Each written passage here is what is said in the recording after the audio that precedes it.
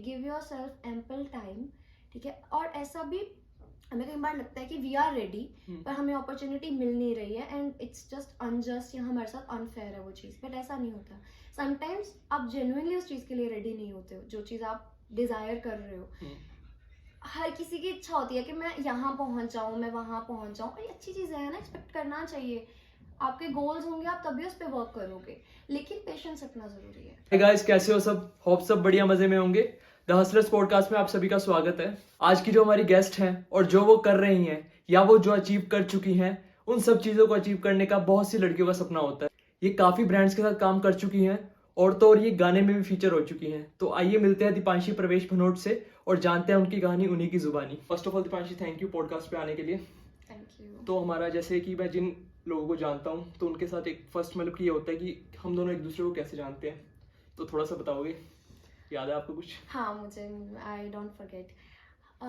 हमारी I think shop थी वहाँ पे, है ना, मेरे पापा की, और मैं वहाँ शुरू से मैं पापा के साथ बहुत अटैच रही हूँ। तो स्कूल वगैरह ख़त्म होने के बाद या जब भी मैं फ्री होती थी तो मैं शॉप पे चली जाती थी वहाँ पे। और you use to come, I think वहाँ पे भैया के पास जिम जाने के लिए। श्रुति मैम के पास आप ट्यूशन पढ़ते थे? हाँ, मैं ट्यूशन भी पढ़ती थी उनकी सिस्टर के पास, या तो वहाँ से we got to know each other. तो we used to talk a lot because आप भी रोज वहाँ पे आते थे, मैं भी पापा के पास होती थी।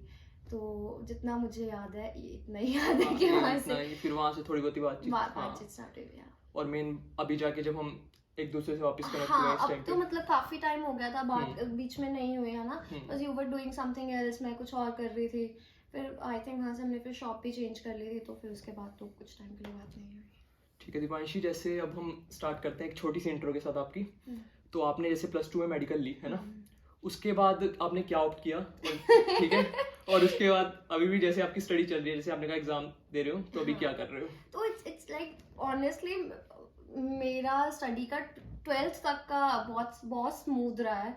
इट्स लाइक रियली गुड, कुछ नहीं है ना, आई was doing really well at school. I think वहीं से सब मेसअप हो गया, नहीं करना चाहिए स्कूल में आपको अच्छा, बिकॉज कॉलेज में जाके थिंग्स आर वेरी डिफरेंट। तो +2 तक मैंने मेडिकल ली and I was doing really well, मतलब मैंने +2 में भी इनफैक्ट अच्छा था। उसके बाद फिर मुझे बेसिकली मेरी फैमिली में मेरे सिस्टर्स और मेरे मदर की वजह से ज़्यादा उनको था कि मुझे पीजीआई में नर्सिंग का जो एक कोर्स रहता है वहाँ पे ना, तो वो करना है।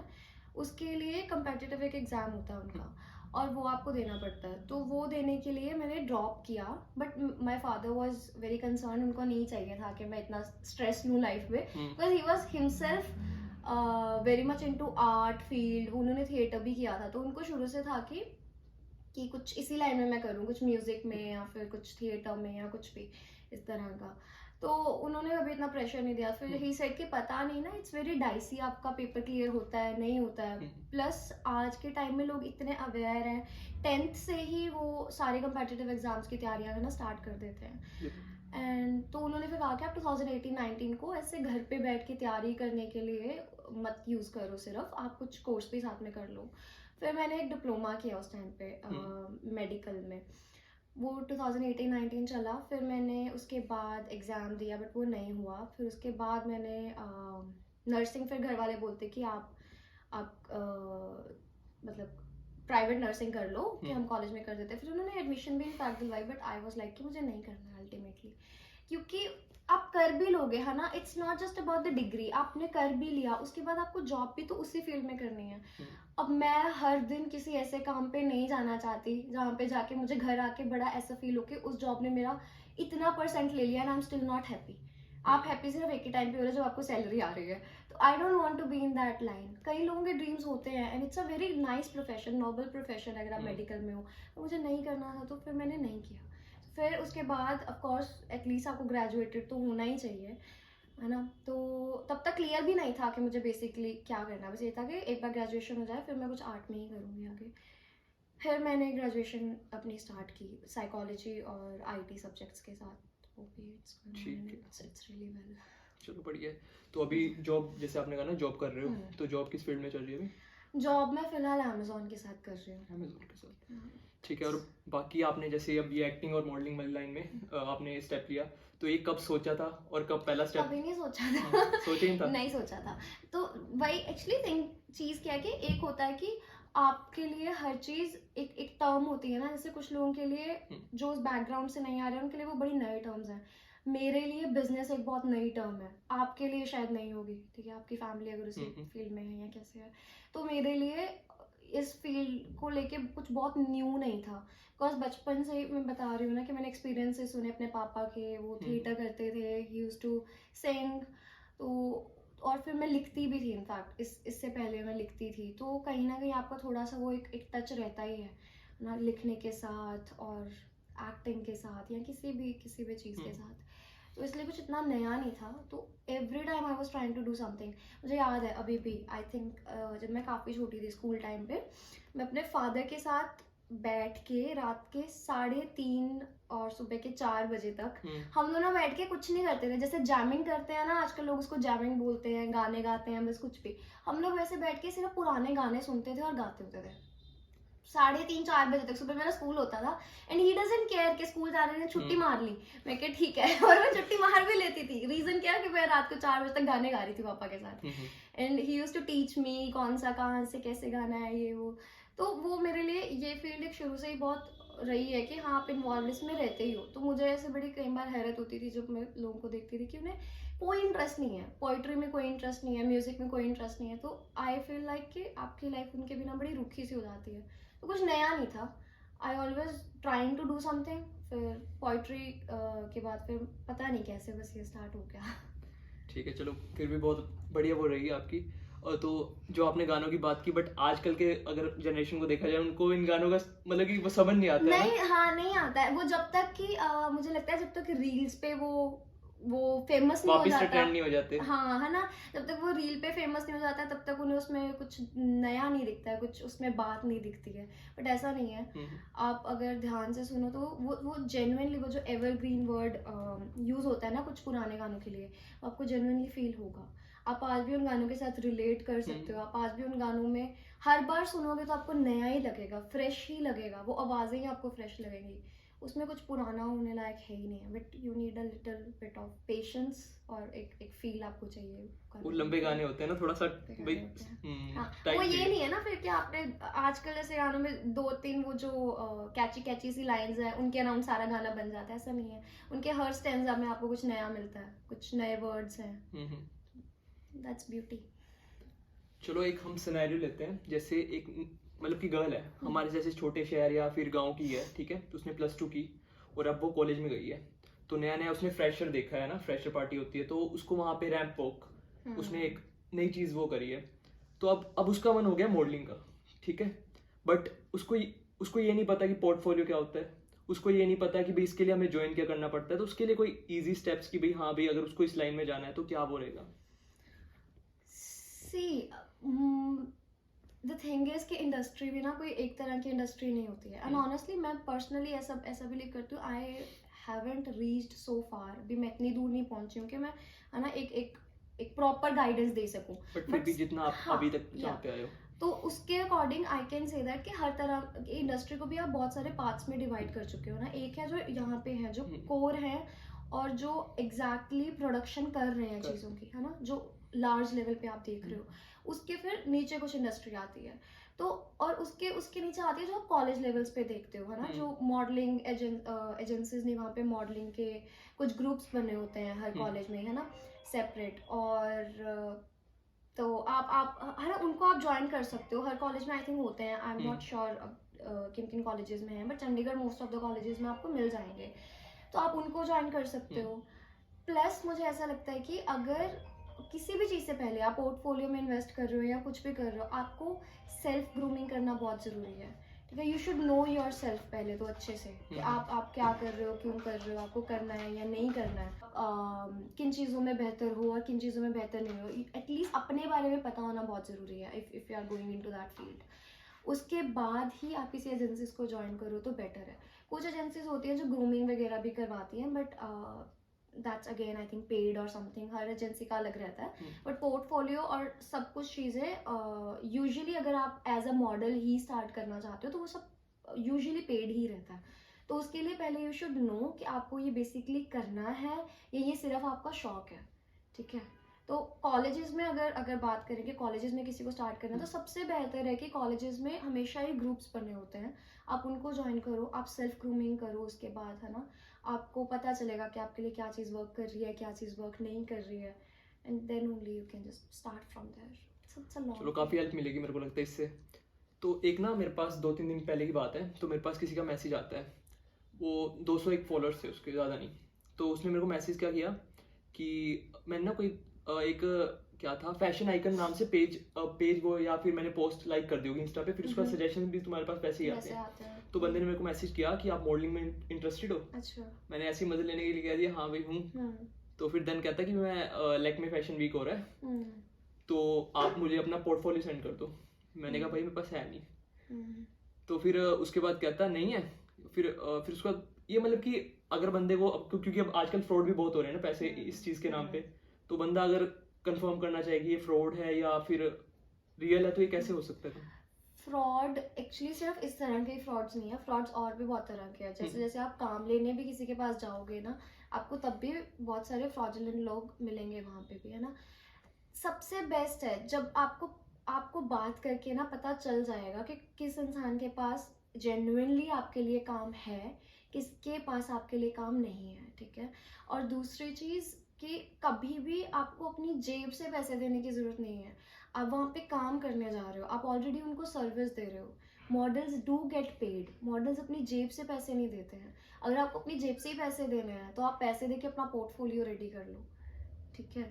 आप अपॉर्चुनिटीज़ के लिए पैसे नहीं देने चाहिए, मुझे तो जहाँ तक लगता है। बाकी वही है, हर किसी के लिए कुछ और वर्क कर सकता है, किसी के लिए कुछ और वर्क करता है, तो मैं उस पर कमेंट ही नहीं कर सकती। बट मोस्टली जेन्युइन जो काम होते हैं उसके लिए आपको खुद पे करने की जरूरत नहीं होती है, so you shouldn't be paying. ये हर जगह भी यही है, जैसे हर जगह it's not just modelling, jobs वगैरह पे भी है ना, कंसल्टेंसीज आती हैं, वो बोलते हैं कि इतना का आपको पहले पैकेज लेना पड़ेगा। Like package for what? अगर मैं इन्वेस्टमेंट करने के लिए रेडी हूँ तो मैं अपना कुछ स्टार्ट करूंगी, राइट। अपने लिए अपने खुद को ब्रांड बनाने के लिए आप करोगे ना, या अपना कुछ बिजनेस सेटअप करने के लिए करोगे। आप किसी के चलते चलाते बिजनेस में पैसे देके अपॉर्चुनिटीज लेना is not worth it. I think you should be patient, आप वेट करो और अपॉर्चुनिटीज आपके पास आएंगी जो जेन्युइन होंगी। You need to be very patient for that. ठीक है। और जैसे अभी कितने मतलब कि ब्रांड्स के साथ काम आप कर चुके हैं अभी?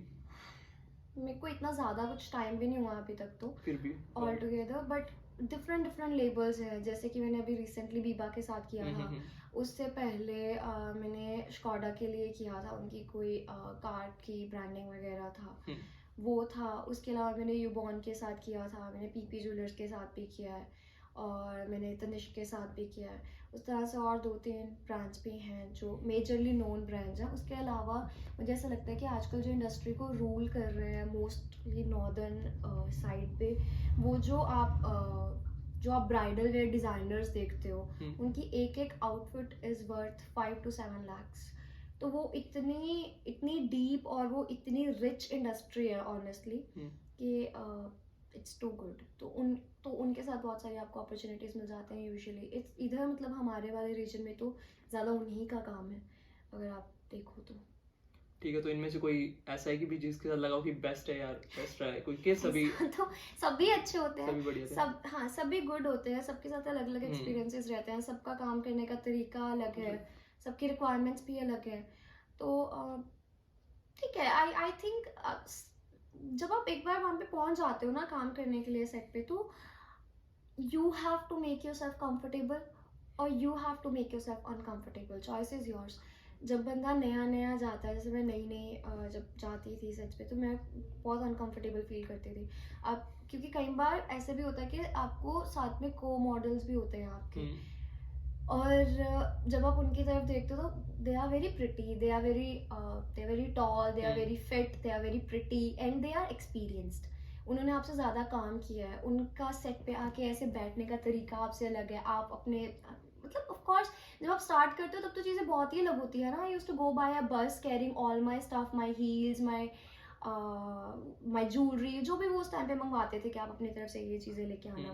तो अब जब वो चीज़ें कैरी करके बस में जा रहे हो और वो वहीं पे रहने वाले हैं and they are more experience, they are caring their suitcases and everything, तो आपको उस टाइम पे बड़ा ऐसा इन्फीरियरिटी कॉम्प्लेक्स आता है ना, जेन्युइन सी बात है, वो हर ह्यूमन को ही आता है।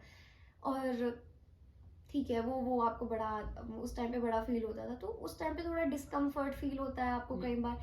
फिर धीरे धीरे आप समझ जाते हो कि वो कल्चर ही ऐसा है, तो आप उसमें उसके अराउंड खुद कंफर्टेबल फील करवाना स्टार्ट करते हो। आपको कोई कंफर्टेबल फील नहीं करवाने जितना किसी के पास टाइम नहीं होता कि कोई आपके पास बैठे और आपको समझाए कि that's okay, you belong to here. ऐसा कुछ नहीं होता। You have to make yourself comfortable and feel like कि आप वहीं से हो।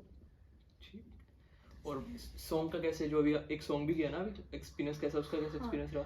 सॉन्ग का एक्सपीरियंस बेटर है ऑनेस्टली। आई थिंक सॉन्ग्स में ना यूजुअली लोग मॉडल्स बोल के लेते हैं, बट ऐसा नहीं होता। अगर सॉन्ग में स्टोरी है सो यू आर एक्टिंग, आप एक्ट कर रहे हो, ठीक है। मॉडलिंग और जो आप सॉन्ग्स में देखते हो वो थोड़ा सा डिफरेंट होता है। तो आप आई थिंक उनको मॉडल्स कहना भी नहीं चाहिए, वो आर्टिस्ट होते हैं जो स्क्रीन पे आ रहे हैं, ठीक है, कुछ विजुअली रिप्रेजेंट करने का ट्राई कर रहे हैं, जैसे भी है। तो मेरा सॉन्ग्स का एक्सपीरियंस गुड है। I personally enjoy it thoroughly. मेरे को एक्टिंग वाली साइड वैसे भी शुरू से इंटरेस्ट रहा ही है, तो मैं सॉन्ग्स को ज़्यादा एंजॉय करती हूँ टू डू दैट वर्क। मतलब हाँ, आपने जैसे वो कहा कि भी एक्टिंग, तो वहाँ पे तुम एक स्टोरी पे काम कर रहे हो, है ना? स्टोरी पे काम कर रहे हो, मतलब आपके पास करने के लिए वहाँ पे ज़्यादा चीज़ें हैं। आप नई नई चीज़ें कर रहे हो, नए नए इमोशंस दिखा रहे हो, एक प्रॉपर स्क्रीन प्ले चल रहा है एंड सबका अलग अलग रहता है। ऐसा नहीं है कि मुझे फोटोशूट्स में मज़ा नहीं आता है। I love it when the camera is on. वो किसी भी चीज़ के लिए ऑन है, आप चाहे वो सॉन्ग्स के लिए है, चाहे वो फोटोशूट्स के लिए है, या चाहे फिर आप नॉर्मली रैंप पे वॉक कर रहे हो, किसी भी चीज़ के लिए I love to be in front of camera. I am also loving it this time. I really love to be in front of camera. शुरू से I used to click a lot of pictures, lots and lots of pictures. I still remember 2018 में I was not even groomed up properly, है ना। मतलब अभी पुराने pictures देखते मुझे बड़ा अजीब लगता है, पर सबका ही वैसा रहता है। तो पर तब भी मैं रोज कॉलेज जाती थी और मैं रोज पिक्चर्स क्लिक करवाती थी, आप मानोगे। मतलब जैसे ही मैं फ्री बैठी, my friends used to hate me for this कि बैठे हैं तो बैठ जाओ, बैठने नहीं देती है। कहीं पे भी रैंडमली यहाँ पे पिक्चर ले दो, यहाँ पे पिक्चर ले दो। मुझे शुरू से उस चीज़ का बहुत शौक है। बढ़िया वो है, व्यू है, यहाँ पे ले लो। हाँ वही ना, चलते फिरते अरे पिक्चर ले दे, अरे पिक्चर ले दे। तो अच्छे से कपड़े पहनने का, पिक्चर्स क्लिक करने का, वो शुरू से ही शौक रहा है। तो कुछ भी इमीडिएट, कुछ भी रैंडम नहीं होता है। शुरू से चीज़ें आपके अंदर होती हैं, अब वो बाहर कब आती है वो उस पर डिपेंड करता है। ये तो जेन्युइन पॉइंट है, बाहर कब आती है। बाहर कब आती है। तो जैसे कि अंकल जी की 2 साल पहले डेथ हो गई थी, तो उसके बाद मैंने जैसे मैंने तो अभी नोटिस किया, वो जो इंस्टा पे आपने डाल रखा है, dad you are here, I am progressing each day, और वो उस चीज़ को आप राइट प्रूव कर रहे हो। तो उस चीज़ को अगर आपको वर्ड्स में डिस्क्राइब करना हो तो कैसे करोगे, कि वो फीलिंग कैसी है, कि भी खुश है, कि भी जैसे आप खुश हो अभी? क्योंकि इतना अभी भी ये भी करना भी बहुत है, मतलब कि अभी बहुत आगे जाना है, बट फिर भी एक अगर फीलिंग को डिस्क्राइब करना हो। See, it's not easy, ठीक है। कुछ वो आपकी लाइफ में जब इस तरह के कुछ टर्निंग पॉइंट्स आते हैं ना, where you lose someone who is very close to you, and especially जब वो बॉन्ड एक पेरेंट और एक चाइल्ड के बीच का होता है ना, अगर एक पेरेंट भी एक चाइल्ड को खो देता है तो वो सेम पेन है, ठीक है, सेम पेन है। और आप किसी भी एज में हो ना, वो पेन आपको कभी भी कम नहीं होता है। I was just 21 when that happened, ठीक है। all I remember is that the day it happened, उसके कितने ही टाइम के बाद I had no idea what I was doing in my life, no idea। मैं सुबह उठती थी, तब भी I was feeling the same way, रात हो जाती थी, till then I was feeling the same way, nothing was left, it was the worst phase of my life and it is still going on honestly। उसके बाद भी कुछ ऐसा नहीं हुआ कि time has passed और चीज़ें normal हो जाती है, कुछ normal नहीं होता है, nothing gets normal after that। आप सिर्फ उस चीज़ के साथ एक सॉर्ट ऑफ हैबिट बना लेते हो रोज़ रहने की, ठीक है। तो the least I could do was कि आपके पेरेंट्स आपके लिए इतना ज़्यादा करते हैं, ठीक है। Being a girl, my life is like, ये हार्श ट्रूथ है, ठीक है। इससे कुछ ऐसा नहीं है कि मैं कोई बहुत ज़्यादा पिछड़ी हुई सोच की हूँ या क्या है, ऐसा कुछ नहीं है। But being a girl, I personally believe that कि आपके पास टाइम कम होता है चीज़ों को करने का, ठीक है.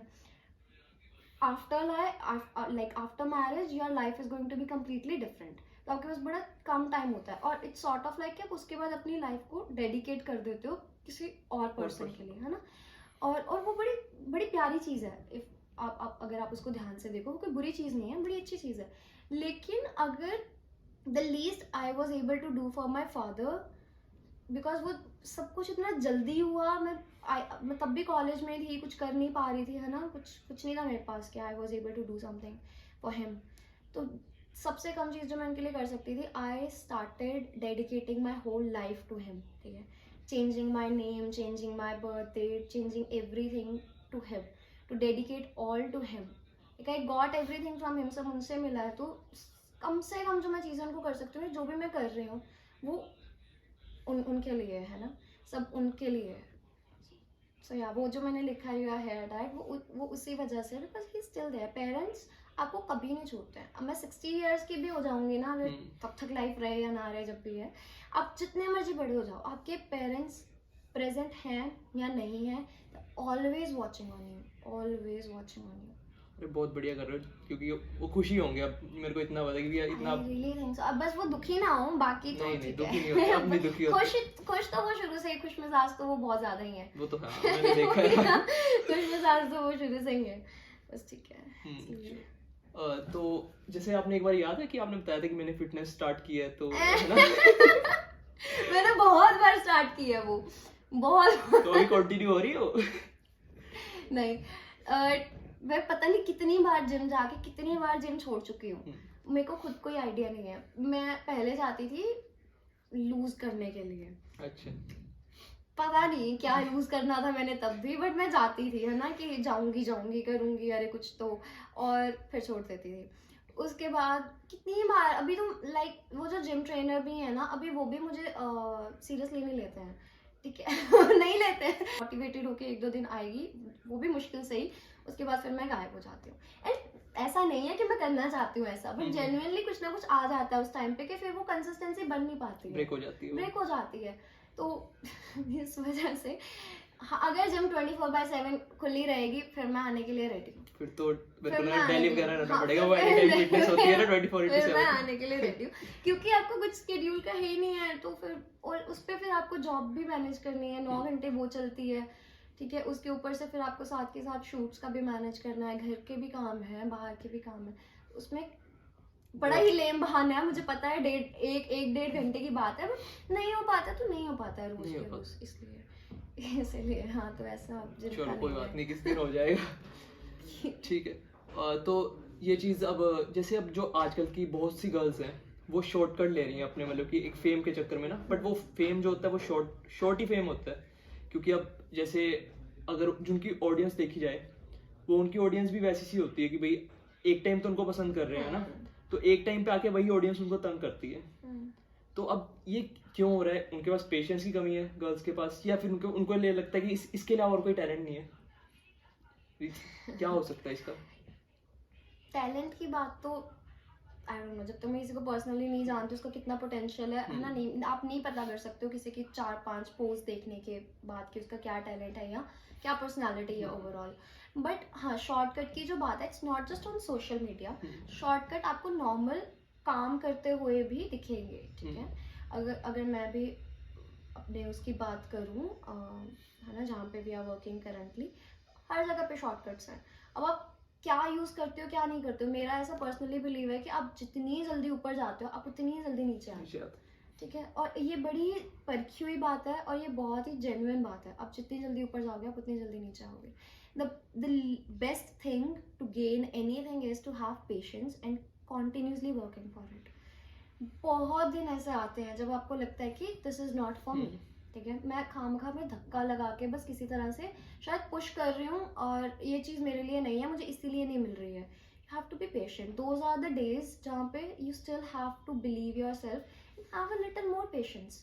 कुछ नहीं हो जाता, किसी को इतनी ज़्यादा जल्दबाजी नहीं है, कुछ नहीं है. Give your self ample time, ठीक है. और ऐसा भी हमें कई बार लगता है कि वी आर रेडी, पर हमें अपॉर्चुनिटी मिल नहीं रही है, एंड इट्स जस्ट अनजस्ट या हमारे साथ अनफेयर है वो चीज़. बट ऐसा नहीं होता. समटाइम्स आप जेन्युइनली उस चीज़ के लिए रेडी नहीं होते हो, जो चीज़ आप डिजायर कर रहे हो, हर किसी की इच्छा होती है कि मैं यहाँ पहुंच जाऊँ, मैं वहाँ पहुंच जाऊँ, और ये अच्छी चीज़ है ना, एक्सपेक्ट करना चाहिए। आपके गोल्स होंगे, आप तभी उस पर वर्क करोगे, लेकिन पेशेंस रखना जरूरी है। एक्चुअली जो क्वेश्चन है ना, मैंने इसलिए पूछा है क्योंकि मैंने एक दो देखा है ऐसा कुछ कि भी पहले उनकी ऑडियंस ने उनको मतलब कि एक अच्छे कमेंट्स किया ना, बट फिर कुछ टाइम बाद वही ऑडियंस उनको तंग करने लगी है ना, फिर वो कह रहे हैं कि नहीं अब ये है वगैरह ना, तो वही ऑडियंस तंग करती है, ऑडियंस का कुछ नहीं है ना फिर, बट फिर उनको या तो फिर उसी पे लगे रहे, है ना। हाँ सी, देखो आपको गुड फेम और आपको बैड फेम दोनों तरह के मिलते हैं, ठीक है। जब आप फेम के लिए निकलते हो, आपको कुछ नहीं पता है कि आपको क्या मिलने वाला है, तो you have to be ready for everything. आपको हर बार अच्छे लोग, अच्छी चीजें बोलने वाले ही नहीं मिलेंगे, कई बार आपको अच्छे बोलने वाले लोग भी जेन्युइन नहीं मिलते हैं। लोग आपके फेस पे बोल देते हैं कि आप अच्छा कर रहे हो, आप बहुत अच्छा कर रहे हो, वही 3-4 लोगों में बाद में जाके कुछ भी बोलते हैं कि ये तो ये चीजें हैं, ऐसी होती हैं, ठीक है, सुनी भी हैं, देखी भी हैं, एक्सपीरियंस भी की हैं, ऐसा कुछ नहीं है, सबने की होती हैं। तो नहीं लो, अगर कोई आपको गुड भी बोल रहा है, बी हम्बल अबाउट इट, उसको अच्छे वे में लो, एंड ठीक है, उसको दिल पे मत लो, अच्छी चीज को भी मैं तो ये मानती हूँ। अगर कोई आपको अच्छा भी बोल रहा है ना कि आप अच्छा कर रहे हो, हम्बल रहो, सर झुकाओ और चलो, है ना। ऐसा नहीं कि उसको मैं दिल पे ले लूँ कि मे बी मैं सच में अच्छा कर रही हूँ, मे बी कुछ भी है, यू डोंट नो कि वो जेन्युइन है, वो फीडबैक जेन्युइन है या नहीं है। आपको पता है, आपको ऑलरेडी पता होता है आप कहाँ पे स्टैंड कर रहे हो, कितना गुड आप अपने बारे में अभी सुनने के लिए रेडी हो, और कितना थोड़ा एग्जैजरेटेड वर्जन है। तो गुड बोल रहा है, कोई बुरा बोल रहा है, जब आप उस फीडबैक को अपने सर पे या अपने दिल पे नहीं लेते हो ना, that is when you are at no loss. आप वहां से सिर्फ ग्रो ही करते हो। फिर जैसे आपने कहा पोएट्री करते हो, तो एक आधी पोएट्री हो जाए। मेरे को पता था ऐसा कुछ होने वाला है, मुझे पहले बताना चाहिए था, मेरे फोन में लिखा हुआ। कोई बात नहीं, फोन पिक कर लो। ठीक है, मैंने ना लिखा था कुछ टाइम पहले, और तो ऐसे है कि ना भरो इस जख्म को, थोड़ा रिश्ता रहने दो, ना भरो इस जख्म को, थोड़ा रिश्ता रहने दो, ये उसका आखिरी कर्म है, ये कर्म रहने दो। न करो मुसलसल जिक्र उसकी बेवफाइयों का, मुसलसल इज लाइक बार बार, ठीक है। न करो मुसलसल जिक्र उसकी बेवफाइयों का, मोहब्बत ना भी रही तो भरम रहने दो, ये उसका आखिरी कर्म है, ये कर्म रहने दो। मुझे इल्म तो है झूठ का जो वो कह रहा, मुझे इल्म तो है झूठ का जो वो कह रहा, बस आंख झुकाकर कहे इतनी शर्म रहने दो, न भरो इस जख्म को, थोड़ा रिश्ता रहने दो, ये उसका आखिरी कर्म है, ये कर्म रहने दो। पूरी गजल है। वाह वाह, बीच में तो टाइम मिला नहीं मुझे। वाह, शुक्रिया। ये पूरी गजल है, मतलब छोटे छोटे शेर है इसके बीच में। यार वर्ड्स कितने तगड़े यूज करते हो आप। हाँ, मतलब एक टाइम था when I used to do it. चलो बढ़िया थी वैसे। Thank you. बाकी कोई अगला जो हब है कि फ्यूचर गोल्स क्या है, अभी फिलहाल फ्यूचर प्लान्स क्या है कुछ? फ्यूचर गोल सिर्फ इतना है, मैं वही है ना, ऑलवेज कीप मेंशनिंग दिस, हर बार मैं कभी इंस्टाग्राम पे भी कोई स्टोरी डालती हूँ या कुछ भी, उसमें भी I keep on mentioning this one thing कि मैंने कुछ इतने लॉन्ग टर्म गोल्स कभी भी किसी भी चीज़ को लेके नहीं किया है। मुझे नहीं पता ये कितने लोगों को सही लगती है चीज़, कितने लोगों को गलत लगती है ना, बट मैं कोई इतनी लंबी फ्यूचर प्लानिंग लेके नहीं चलती हूँ। आई एम समवन जिसको अगर मैं आज में खुद से सेटिस्फाइड हूँ ना, सेटिस्फाइड एज इन के ठीक है, मैं खुद को यहाँ इतना ज़्यादा हार्श नहीं हो रही हूँ खुद पे, ठीक है, मैं खुद की सुन रही हूँ और उससे किसी को कोई प्रॉब्लम नहीं हो रही है, बस इतना ही मेरा आगे का भी गोल है कि I just keep on doing this. Also एक छोटी सी चीज़, बिकॉज आप उसी के अराउंड पूछ रहे होगे, काम के अराउंड ही है ना, तो वो सिर्फ इतना है कि एक बार कुछ ऐसा, कुछ इतना अच्छा है ना करके, जहाँ पे लोग सुन रहे होंगे आपको, लोग आपको देख रहे होंगे और सुनना चाहते होंगे, है ना, हर चीज़ आपकी, हर बात का एक वैल्यू हो जाती है। जब आप उस लेवल पे पहुंच जाओ ना, सिर्फ वहाँ पे जाके, once I have to mention that everything has been done just for that one person and he is my father, बस एक बार है ना कि सबको इतना पता चल जाए कि he was a great artist, कि वो कितने ग्रेट आर्टिस्ट थे, वो कितने ग्रेट सिंगर थे, एंड वो उससे भी ज़्यादा अमेजिंग पर्सन थे। It is all being done for him, so it's all being done for him. जब मुझे ऐसा लगेगा कि people know him and I am done, उसके बाद मेरा जॉब इज डन। चलो ये सपना भी जल्दी पूरा होगा इंशाल्लाह। ठीक है, चलो एक आपको मूवी मिल रही है, ठीक है, तो बॉलीवुड का ले लेते हैं हम। आपने कोई भी मूवी के हिसाब से बताना है, कोई ड्रीम रोल क्या होगा, कोई भी मूवी। ड्रीम रोल कोई कोई मूवी का नाम बता दो कि ऐसा करना चाहोगे। मेरे को ना थोड़े साइकोटिक रोल्स अच्छे लगते हैं ऑनेस्टली। एक ईपी है, ठीक है, वो अभी आई थिंक 2024 में रिलीज होगी, तो उसमें एक सॉन्ग है जो मैंने किया है, उसमें वो थोड़ा सा उसका एलिमेंट है उस तरह की चीज़ों का, तो I am very excited about that. वो जब आएगी then you will get to know कि मुझे उस तरह की चीज़ें करना पसंद है। मोर ओवर मुझे थोड़ा सा सॉफ्ट साइड पे रह के अपनी फेमिनिन एनर्जी के अराउंड रह के चीज़ें करना ज़्यादा पसंद है इन पर्सन पे। बट ऑफ कोर्स वो तो जैसे जैसे आपके रोल्स होते हैं उस तरह से आपको करना ही पड़ता है। बट मेरे लिए मेरा ड्रीम रोल वही है, when I am being in my feminine energy and I am that nice person on the screen as well, because it's good, it sends out a nice message and that people can relate to it. ठीक है, तो वो तो अभी आएगी, हम देखेंगे बिल्कुल। बाकी अगर हम कोई मूवी ले लें, अगर एक एग्जांपल देना हो कि कोई ऐसी मूवी जो ऑडियंस ने देखी भी हो, है ना, जो एक कोई फेमस मूवी हो, ऐसा रोल। यस, पुरानी एक मूवी है, गुमराह नाम है उसका। It's a brilliant movie, I think वो 60s में बनी थी, एंड वो मूवी मैं कभी भी देख सकती हूँ, किसी भी टाइम पे देख सकती हूँ, and I just love that movie so much. It's black and white, अगर आप उसको देखोगे बहुत अच्छी मूवी है, आपको बड़े सारे उसमें एलिमेंट्स मिलते हैं, और उसके गाने अमेजिंग, उसके गाने सच में एवरग्रीन सॉन्ग्स हैं, मैं वो गाने कभी भी सुन सकती हूँ। चलो एक बार फिर से अजनबी बन जाए हम दोनों, it's just beautiful, it's just beautiful. वो पिक्चर ब्यूटीफुल है, उसका थीम ब्यूटीफुल है, और वो टाइम बड़ा खूबसूरत है। I love that movie. देखो गुमराह के सॉन्ग्स जाके वहाँ पे सर्च करता हुआ जाके। गुमराह मूवी अच्छी है, आपको वो देखनी चाहिए। उसके अलावा एक मूवी जो हमेशा मेरे दिल के सबसे ज्यादा करीब रहेगी, वो है आनंद। आनंद भी पुरानी मूवी है, वो राजेश खन्ना। आनंद इज लाइफ, ठीक है। अगर आपको अपनी जेन्युइनली अगर आपको देखना है ना कि आपको लाइफ कैसे जीनी चाहिए, it is there in Anand. You have to watch that movie, you have to understand that movie, and I think it's brilliant. उससे ऊपर मुझे लाइफ को इंस्पायर करने वाली मूवी कभी नहीं मिली है। Anand is my like one of my favourites. उस सॉन्ग्स भी उसी के हिट है ना, वो कुछ अभी जो चलते हैं। आनंद मूवी के गाने अच्छे हैं, मेरे को एक आधा याद, एक गाने सारे मूवीज के पुराने काफी अच्छे हैं। तो कहीं दूर जब दिन ढल जाए, वो उसी मूवी से है। वैसे तो अब जो क्वेश्चन आ रहा है वो शायद आप उसका थोड़ा सा आंसर फ्यूचर वाले में भी दे चुके हो, तो वो ये था क्वेश्चन लास्ट कि भाई अगर सक्सेस को दीपांशी को डिफाइन करना हो 2-3 पॉइंट्स में, कि भाई अगर दीपांशी इमेजिन करती है कि सक्सेस ऐसी दिखती है, हर बंदा इमेजिन करता है कि मेरी सक्सेस ऐसी दिखेगी ना पैसों को छोड़ के, तो वो कैसे, कुछ ऐसा सोचा हुआ कभी, इमेजिन किया कि पैसे इज नॉट सक्सेस, वो पैसे इज वही है ना, तभी मैं प्रॉस्पेरिटी, वो एक मटेरियलिस्टिक चीज आ जाएगी, बट राइट। वो एक कैसे दिखेगी। सक्सेस इज जब आपके पास enough of time, energy and resources हैं, ठीक है, अपने आसपास वालों को खुश रखने के लिए, ठीक है, जो लोग आपकी लाइफ में मैटर करते हैं उनको खुश रखने के लिए जब आपके पास इनफ टाइम और एनर्जी है ना, that's when you are actually successful.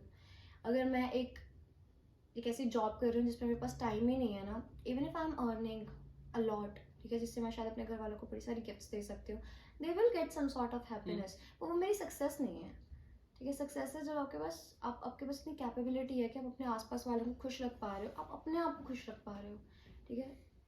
That is the only time when you are successful and you know that you are doing something in life में आप कुछ करने नहीं आए हो, ऑनेस्टली मैं बताऊँ, nothing. I have seen worse things very closely in my life, and life कुछ भी नहीं है, it's nothing, it's just आप आते हो, ठीक है, आप हर चीज़, आप जो भी चीज़ कर रहे हो, आप पैसे कमा रहे हो, ठीक है, आप लोगों से मिल रहे हो, आप फेम ले रहे हो, आप कुछ भी कर रहे हो, आप दिन से सुबह से उठ के रात तक आप जो भी चीज़ें कर रहे हो, उसका कनेक्शन सिर्फ आपके पर्सनल रिलेशनशिप्स के साथ जुड़ा हुआ ही है, ठीक है। आप पैसे भी कमा रहे हो तो आप खुद के लिए कमा रहे हो, आप अपनी फैमिली के लिए कमा रहे हो।